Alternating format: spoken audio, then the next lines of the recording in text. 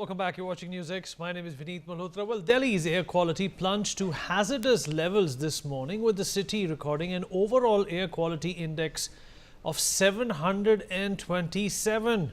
And according to data from the Swiss monitor AQI, this has been confirmed. The national capital has been struggling with worsening air conditions since Diwali, as a combination of post-festival pollution, farm fires in neighboring states, and low wind activity that continues to trap pollutants over the city.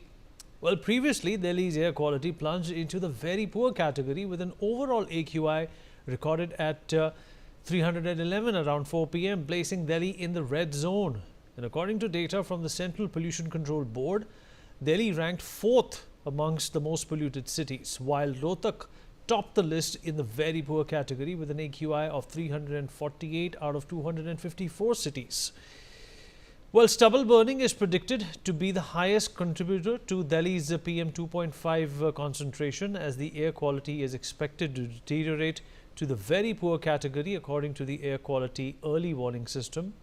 The Delhi mean of local and non-local fractional contribution to PM2.5 in Delhi by DSS predicted that the contribution of stubble burning to Delhi's PM2.5 is estimated to be 21.5%. We'll talk about this with our guests. Joining us on the show is Mr. Luke Coutinho, lifestyle medicine expert. Also joining us on the show is Kavita Ashok, environmentalist. Mr. Indrashekhar Singh, agri-policy analyst, with us on the show as well. Anil Sood, environmentalist, and Rajat Dubey, advocate, is with us on the broadcast as well. Luke, I'll begin with you, and thank you so much for taking out the time and speaking with us. Now, you have also put in a PIL in the Supreme Court. The right to breathe clean air is very, very important. It's, in fact, it should be one of the most basic rights available to all people who use oxygen, who use air to survive, thrive, and live their lives. You know, if my right to vote is inexcusable, if my right to exercise my franchise is inexcusable, then why should I have to fight for my right to breathe? What is going on over here? It's been years now, Luke, since multiple governments have come and gone, multiple cases have been put up in courts, but nothing moves. There are laws at place, there are things that have been done in the past, but they have not amounted to anything. What do you make of this crisis that is plaguing our nation, and more so importantly, the national capital? Okay, thank you. I think the basic fundamentals of human life, medicine, nutrition, lifestyle is clean air, clean water, and clean food. Year after year, we've gone through this. There are several reasons that we're constantly been told. But now at this point, I don't think fighting anymore, being angry anymore, blaming one another is going to work. So I want to follow what is the right way to do it, and that is filing a PIL with the Supreme Court for my fundamental rights as a citizen of India, as a taxpayer, as a human being, not just for myself, for my family, my loved ones, and my patients. My patients have to leave Delhi not to get sicker. My patients have to leave Mumbai not to get sicker. Newborn babies are being born with infections, shrunken lungs. It's literally an emergency situation. Another reason for filing the PIL is because as Indian citizens, we're known to be resilient, we adapt, we deal with stuff that happens every year, but enough of that. Somewhere I expect and I want to exercise my right on behalf of everyone, because we don't have to suffer this way. This is a fundamental need. No one living in a country should have to even think about leaving their state, their home, or even their country for their fundamental right to live a healthy life. So through the PIL, I just hope that we can do it the right way. I don't believe that hatred and fighting can solve this problem. I believe that the relevant departments have to be answerable, and that's why we're doing it the right way through the Supreme Court. We've raised several points where we're hoping that our judiciary system will actually get back to us with answers on how to solve this problem at some point. So that's where we are, and that's our intention of filing the PIL at this particular point. Right, that's a very noble intention, and of course all the people who are suffering as a result of this extreme pollution will be very thankful to you, a lot of gratitude for you. But the fact of the matter is, and this is a harsh reality, Luke, that we are talking about this today. I can replay any of the debates that I've done in the last 4 years pertaining to pollution, and they would still talk about what the problem is, what the solutions could be, and what is not being done. The fact of the matter is, it's like Groundhog's Day. We are just stuck in this reality which keeps repeating itself, but nobody seems to, in fact, know what to do here, including the government, which is at the center, which is at the state, at the municipal level also, it's the same government, but nobody's able to do anything about it. What does this actually tell you? So, to be quite honest, that's the reason why I've done the PIL. Because, we can sit around looking at media channels, debates, and social media. Everyone has an opinion. Everyone's blaming one another. The best way to get clarity on, number one, what is the real problem? Is our AQI even right? I don't even know if our AQI is right. That's being presented to us. So the point is, let the court now get intervened, because everyone will have an opinion, and there's just more and more anger and hatred for the right reasons on social media, but that's never going to solve a problem. So I'm hoping that our judiciary system that I have trust in will be able to answer these questions. Am I expecting a solution? It may take a lot of time, but at least we need to get the ball rolling for our generation, our senior citizens, and the generations to come. We can have a healthy economy and everything else, but we need human life to make everything work synergistically. So that's why I approached the Supreme Court, because I do believe now I want answers in a proper way. We all deserve answers as a citizen. This is an appeal. I'm not here to fight. It's an appeal. I'm literally in a state of begging for clean air for myself, my family, and our patients. And that's the whole reason behind this. Luke, a number of prominent doctors in Delhi NCR have advised people who can afford to leave Delhi for 5 to 8 weeks. But that's not practical. A lot of people can't do that. Some people don't have that leeway. What's your advice for those people who have to live in these conditions? Absolutely. It's not practical, because a lot of our own patients require the support system of hospitals. And moving to some places where they don't have these treatments, it's actually going to jeopardize the patients. So those who can leave, yep, that's the best advice, leave. But for everyone else, the only way to combat this is not turmeric and ginger and et cetera, that's important. But limiting exposure is the first step, which means we shouldn't be running out marathons early in the morning with the AQI high. We shouldn't be cycling outdoors. There's a time for everything. Right now, limiting and protecting yourself is the best advice that I can give you based on medicine, science, research. Using N95 masks, limit exposure. Then comes, yes, if we can reduce inflammation in our bodies caused by pollution by eating a natural diet that is naturally anti-inflammatory. Exercise, it's not an excuse. Exercise at home. There are so many workouts that we can do at home with our own body weight if we can't do it outdoors. Focusing on our immune systems right now is critical, because that's what's going to help our bodies at least navigate through, the toxins entering our body. And I would advise people not to ignore symptoms. Even if you have the slightest symptom of breathlessness, you must see a doctor, because some of these breathlessness cases are not just pollution, they're pollution-induced inflammation in the lungs that are leading to more severe conditions. So that would be my best advice for citizens out there. Right. Luke, appreciate you took out the time and spoke to us. Thank you so much. And all the very best with that PIL. And I'm very positive something good is going to come off of it. Thank you so much. All right. Kavita Ashok, environmentalist, also with us. Kavita ji, here we are once again. Like I said, maybe I can replay something from last year, even last month to you. And the problem will still be the same. That in itself, Kavita ji, is testament to the fact that there is, this high weight inertia in the system that we live in, which is not basically able to understand how big a problem this is. Pollution is not a very political topic, so to speak. You can discuss it with your family, you can discuss it with your friends, but the fact of the matter is you will never find politicians talking about how they've been able to combat pollution, how they've been able to bring down pollution, or whether it also forms a part of any manifesto during any elections in our country. Two elections I've been seeing that the parties have been using cleanliness drives and pollution of the Yamuna as well as air pollution as part of their manifesto. In fact, Vineet, because they promised that, okay, we will give you Delhiites clean air, because they know that air pollution is a big problem and it is a recurrent problem. But sadly, so that after we cast our valuable votes and make the party win, then air pollution becomes a very sidelined issue, and nobody's paying attention throughout the year. Come winter, and when all hell breaks loose, it's difficult to breathe.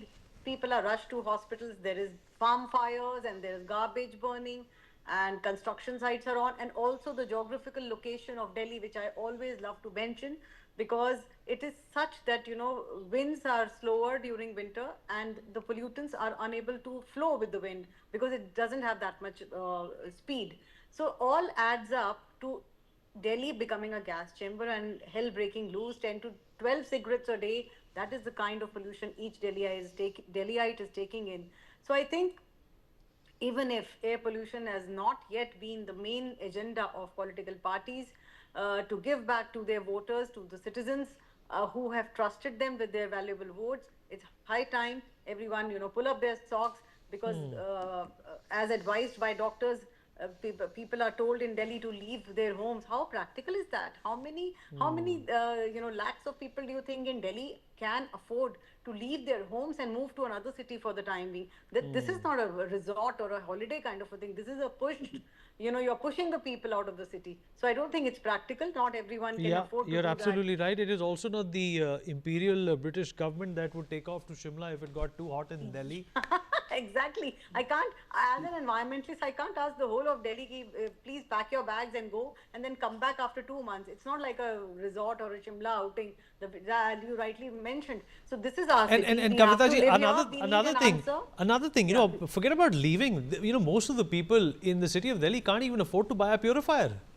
Exactly. See, that's what I'm saying. Look at the living standard, the average person, the aam aadmi, as we say. How many people have air purifiers? No, it's only a bracket of the upper middle class or middle class who can afford to have maybe one or two. So that is not the answer. I do not want the authorities to give us options. Get an air purifier, wear this mask. No, we want clean air like any other normal city. Let the AQI be below 30, 40. That is regular breathing. That is our fundamental right. Now, AQI is rising to 700, 500, and you're telling us to wear a mask. Today, I saw a post on Twitter.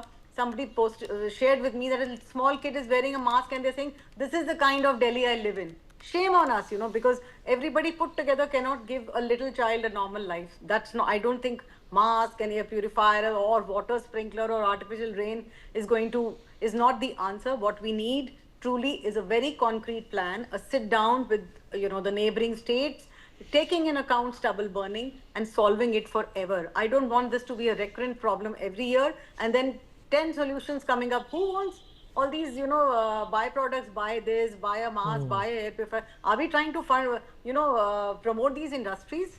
Right. No, we don't want to do that. What we want from the government and authorities is the NGT, the Environment Ministry, the Central Pollution Control Board. Let everybody sit down and find the solution. If stubble burning is a problem, please stop farm fires. If vehicular pollution is a problem, find an option out of it for at least for the winter months. Absolutely. We have to find an option. Yeah, we can't just tell people, "Aap adrak pee lo, aap honey pee lo." That's not the kind of life Delhi people have voted. You're absolutely right, Kavita ji. Mr. Sood, if you fall into a manhole in the United States, you can sue the state and be compensated for. If you are passing through an under construction site and if a brick falls on you and it smashes your head, you can sue the government or sue that private organization and they will give you millions of dollars. Now, this is the kind of sensitization that a human life should receive. But in India, considering the fact that there is this huge envelope of morbidity which has lasted for years now, and since there is inaction from the government, what can the citizens do at this point in time? There's money spent on asking people to come and vote. There's money spent by parties on to promote themselves in newspapers and channels. Why can't they get their heads together and spend that same amount of money and effort to pull the pollution down. This only means one thing: there is no intention. Absolutely, Vineet. Unfortunately, since 2016, I am working on this issue. And if I pull out my recordings almost 8 years ago, stubble burning was a farce, is a farce, because I keep monitoring the pollution on daily basis. After 6 o'clock, the pollution starts increasing. And by about 5:50 in the morning, it reaches peak. Why? Daytime, it's dispersing. The reason, basic reason, is atmospheric inversion. The surface temperature at night starts cooling down faster than the upper layer of the air. So what happens? The dust particles and pollutants, those start getting accumulated and settling down at the bottom. Now, in addition to this, there are other pollutants which are not assessed by Central Pollution Control Board, nor by DPCC, nor by MOEF. Unfortunately, MOEF should be re-christened as Ministry of Eradication of Forest and Cash Collection. This is what I had been saying. In 2022, I have filed IA before Supreme Court in Amit Dubai case, highlighting all these factors. That pollution from aviation, CPCB says we don't assess. DPCC says we don't assess. This is the biggest polluter in the city. Almost it sprinkles 30,000 metric tons of CO2. It sprinkles PM10, it sprinkles PM2.5. At airport also, at one point of time in 2019, the PM10 course had touched 8,900 μg. And when I asked for information for 22-23 onwards, DPCC says we have closed our monitoring station.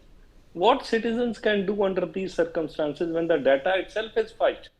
DGCA gave me information for 3 years.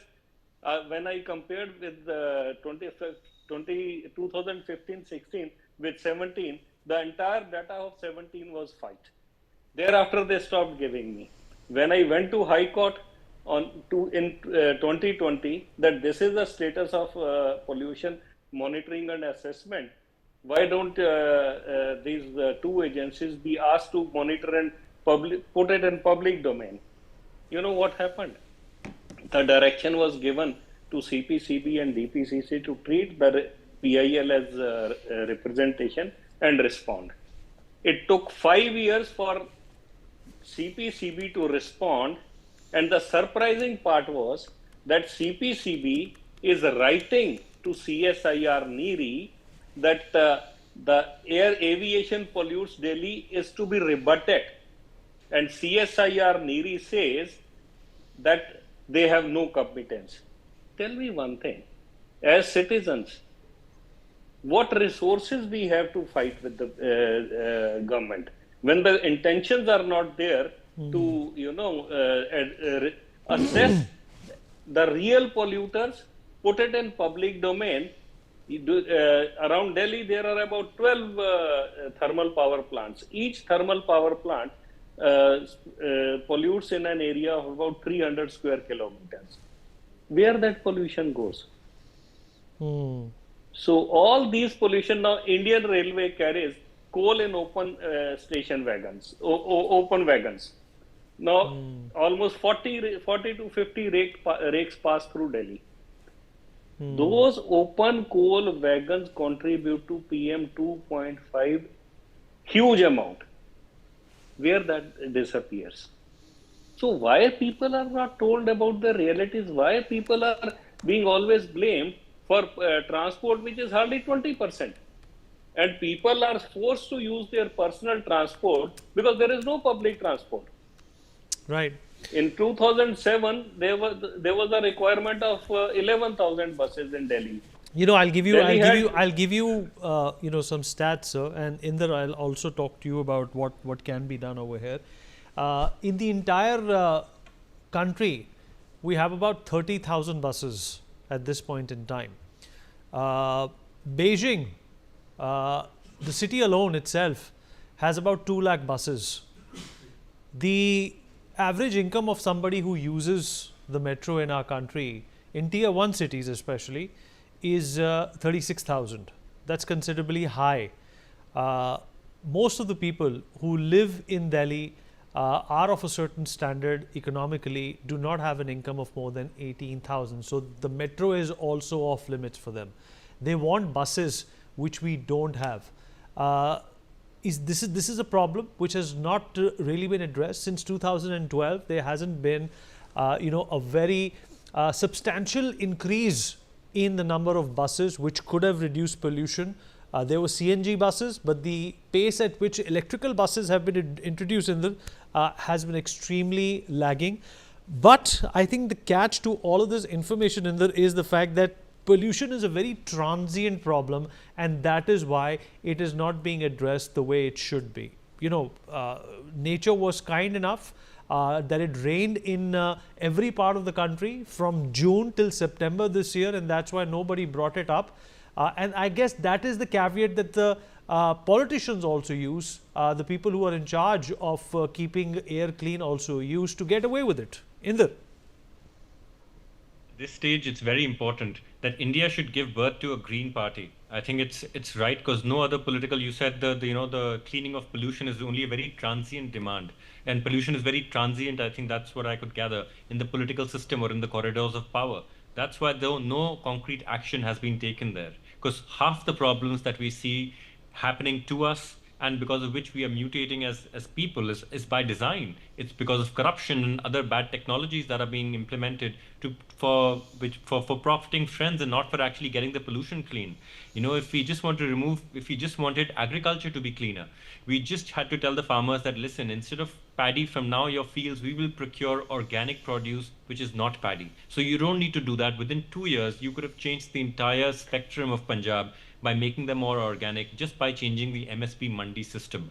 And with such simple measures, you could have done so much, but nothing has been done. And today, once again, we are talking about, like many panelists have already said, that we have a complete disbelief in the data, because the data is being fudged. We do not even know what is really poisoning us at this stage. And there's so much disinformation.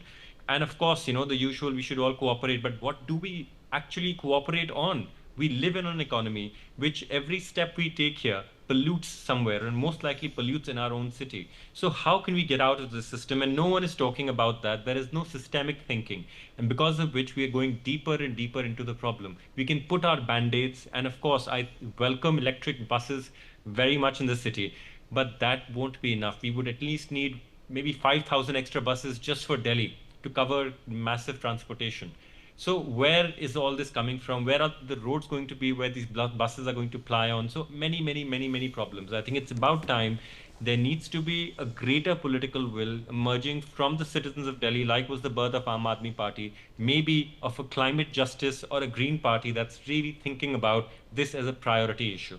Rajat Dubey, what are the legal options with a citizen at this point in time to safeguard their health, their family's health, and their future, considering the fact that many a times courts have come to the rescue when it comes to fundamental rights? What I'm seeing nowadays, many interviews and videos of the citizens of this state, and the conclusion is same. They have gotten their point to the play, blaming on the governments, right? I would like to clarify that it's not the only responsibility of the government. It's actual a shared responsibility of both governments and the citizens to make the Delhi pollution free.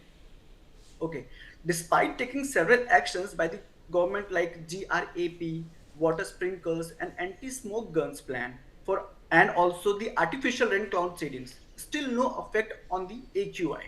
See, the government are doing and has been doing taking these actions and complying with their responsibility. But what about the citizens? Even after banning of the firecrackers, the strict steps were to be taken. However, no such steps were being followed.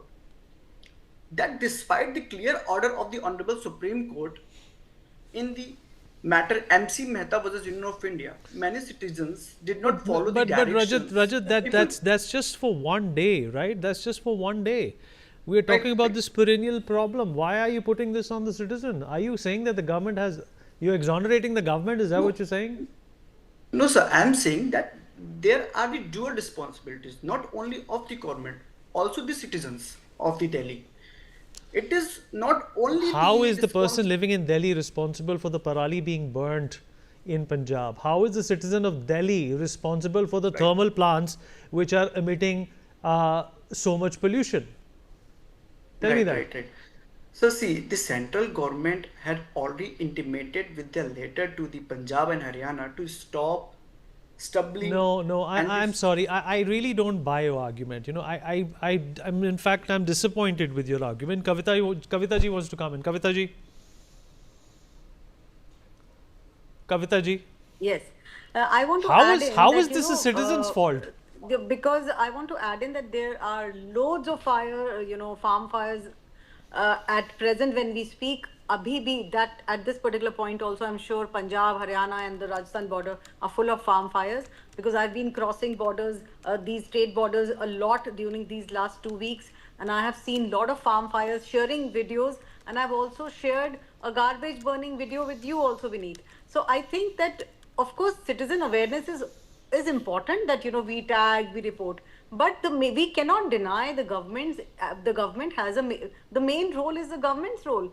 How does one stop stubble burning? What about vehicular pollution? What about construction sites going unmonitored during the season, when the government knows that the winter is coming? The winter action plan this year was late, so citizen is not going to decide the winter action plan. I think this time I am with the citizens, and I'm going to say that the government has to prep up and their game, because this is getting beyond what we voted for. And look at the health of Delhiites. We are all rushing to OPDs. Immunity of older parents at home and younger children is so poor at the moment that we don't know whether they have bronchitis or what kind of cancers are people developing. So air pollution is taking a heavy toll on us. Right, But and we cannot give a clean sheet to the government now. Not anymore. how is a newborn guilty of Yes. polluting the environment when he's being born into this hellhole? But nevertheless, I appreciate everybody who joined in. We are very positive. We're going to be back at it next year as well. This is not something which is going to just be seasonal in nature.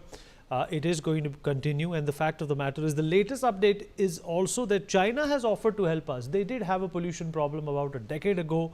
They overcame that. If your enemy is extending an olive branch in terms of helping you out, I think we should take it. On that note, I'm going to take a short break. I'll be right back.